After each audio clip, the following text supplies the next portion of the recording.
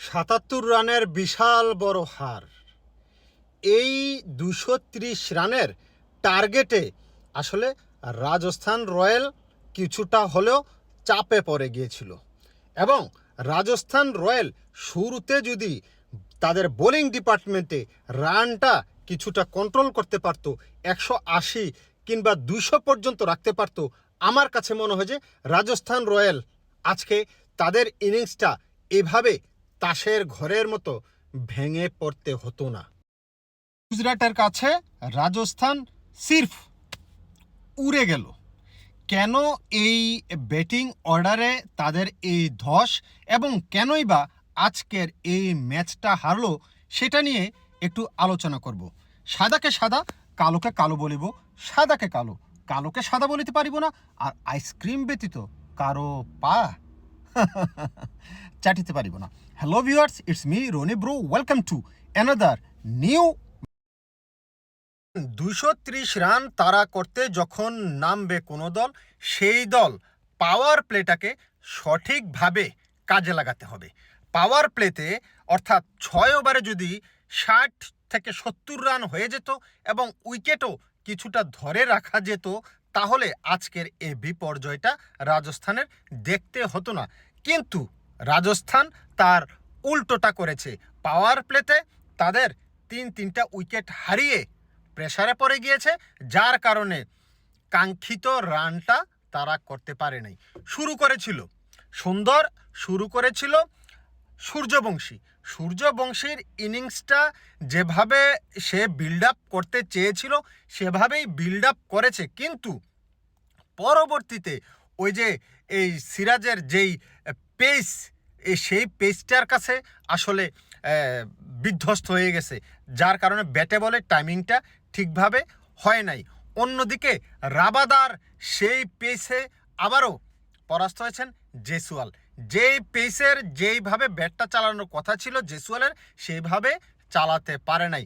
এই দুইটা উইকেট যখন মানে অল্প সময়ের ব্যবধানে পড়ে গেল, তখনই কিন্তু রাজস্থান প্রেসারে পড়ে গেছে। আমার কাছে রয়্যাল কিছুটা আক্রমণাত্মক খেলেছে। পাওয়ার প্লে যখন শেষ হয়, তারপরে যেই মিডল অর্ডারে এবং মিডল ওভারে যে ব্যাটিংটা করার দরকার ছিল, গুজরাট টাইটেন্স যেভাবে খেলেছিল মিডল ওভারে, তার ধারে কাছেও যাইতে পারে না রাজস্থান দেখেন, জুরেল কিন্তু যখন পাওয়ার প্লেটা শেষ হলো তার কিছুক্ষণ পরে আউট হয়ে গেছে।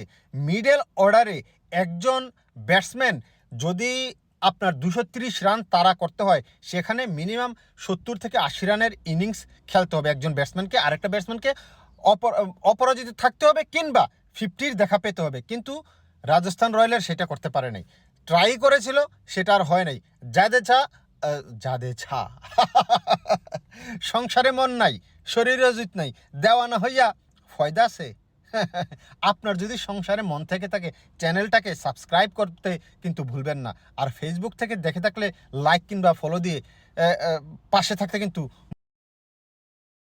যেই বোলিং ডিপার্টমেন্ট যেই বুদ্ধিমত্তার সাথে করিয়েছে শুভমন গিল, আমি সেটাকে কৃতিত্ব দিব। কারণ শুরুর দিকে পাওয়ার প্লেতে তাদের যেই মেইন অ্যাটাক, রাবাদা বলেন কিংবা মোহাম্মদ সিরাজ বলেন, তাদেরকে ৩ ওভার করিয়ে যেভাবে প্রেশারটা দিয়েছে পেসের সাথে রাজস্থানকে যেভাবে অ্যাটাক করেছে, সেটা কৃতিত্ব দিতে হবে।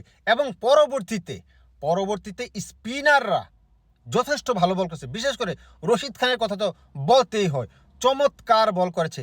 যখনই একটা ছক্কা মেরেছে তার পরের বলেই কিন্তু রশিদ খান উইকেট পেয়েছে। কারণ হচ্ছে কি, তার বলের ভেরিয়েশন ডিফারেন্ট ট্রাই করেছে, স্টাম্প টু স্টাম্প বল করেছে, ব্যাটসম্যান পরাস্ত হয়েছে খেলতে গিয়ে এবং উইকেটটা দিয়ে।